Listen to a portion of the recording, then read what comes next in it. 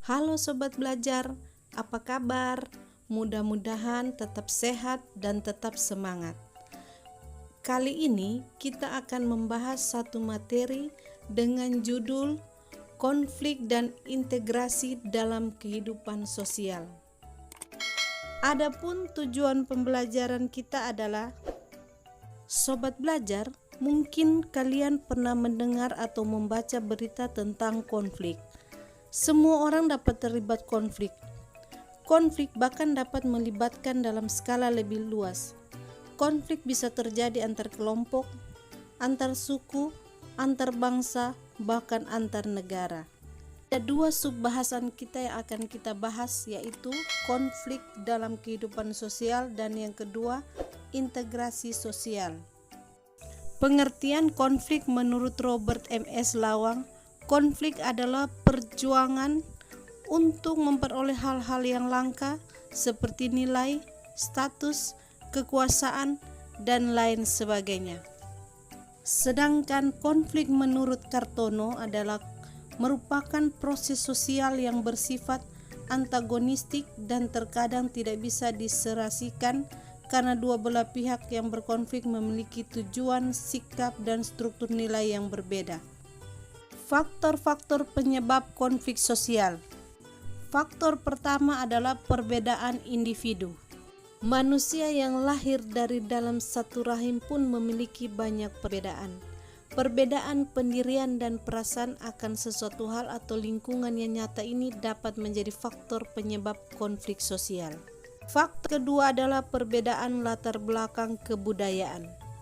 Kelompok kebudayaan bisa saja memiliki nilai-nilai dan norma-norma sosial yang berbeda-beda. Perbedaan inilah yang dapat mendatangkan konflik sosial. Faktor penyebab konflik yang ketiga adalah perbedaan kepentingan. Bentrokan kepentingan dapat terjadi di bidang ekonomi, politik, dan lain sebagainya. Yang keempat, perubahan-perubahan nilai yang cepat. Berikut ini ada 5 hal yang merupakan akibat terjadinya konflik sosial. Sobat Belajar, bagaimana cara menangani konflik? Yang pertama, menghindar, memaksakan kehendak, menyesuaikan kepada keinginan orang lain, tawar-menawar, dan yang kelima, kolaborasi. Sobat Belajar, pernahkah kalian mendengar kata integrasi? Integrasi berasal dari bahasa Inggris yaitu integration, yang berarti keseluruhan atau kesempurnaan. Jadi, pengertian integrasi sosial adalah proses penyesuaian unsur-unsur yang berbeda dalam masyarakat sehingga menjadi satu kesatuan. Apa saja yang menjadi syarat terjadi integrasi sosial? Dan apa saja faktor yang mempengaruhi integrasi sosial? Ada 3 bentuk integrasi sosial.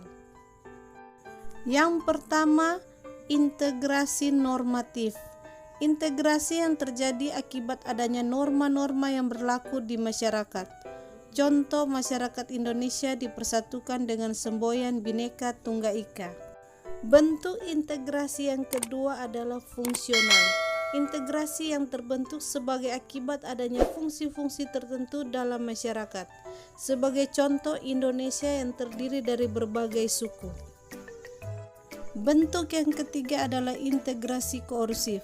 Integrasi yang dilakukan dengan cara paksaan. Hal ini biasanya dilakukan bila diyakini banyaknya akibat negatif. Sobat Belajar, proses integrasi dilakukan melalui 2 hal, yaitu asimilasi dan akulturasi. Asimilasi adalah bertemunya 2 kebudayaan atau lebih yang saling mempengaruhi sehingga memunculkan kebudayaan baru dengan meninggalkan sifat asli tiap-tiap kebudayaan. Sedangkan akulturasi adalah proses sosial yang terjadi bila kelompok sosial dengan kebudayaan tertentu dihadapkan pada kebudayaan asing sehingga kebudayaan asing diterima dalam kebudayaan sendiri tanpa meninggalkan sifat asli kebudayaan penerima.